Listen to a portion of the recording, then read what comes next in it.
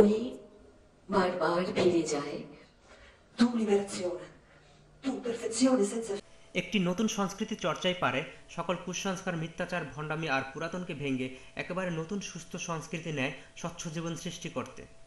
এ কথাই প্রমাণ করিয়া দেয় যে পৃথিবীর বহু দেশে ধর্ম বর্ণ নির্ভেদাভেদে বহু ভাষাভাষী রবীন্দ্র ভক্ত রয়েছে।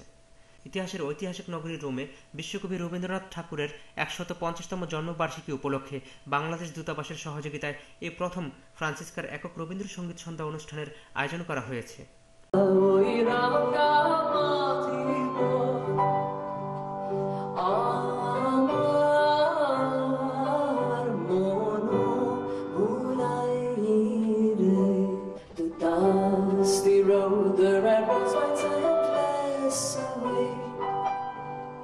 To words that far off land unknown that my heart so longs to see.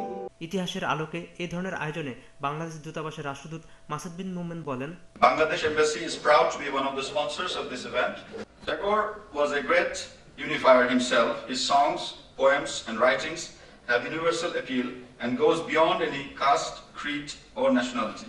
অনুষ্ঠানে কবিতা আবৃত্তি ছাড়াও বিভিন্ন ভাষায় সংক্ষেপে রবীন্দ্রনাথের জীবনাবলী উপস্থাপন করা হয়। ওগো বনশ্রীর পিয়ানো তোলা মিউজিকের ঝংকারে বাংলা, ইতালি এবং ইংরেজিতে বেশ কয়েকটি গান পরিবেশন করা হয়েছে।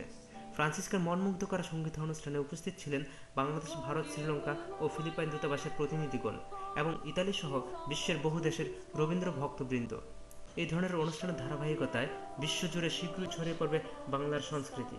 ইতালির রোম থেকে শাওন আহমেদ, বাংলা টিভি।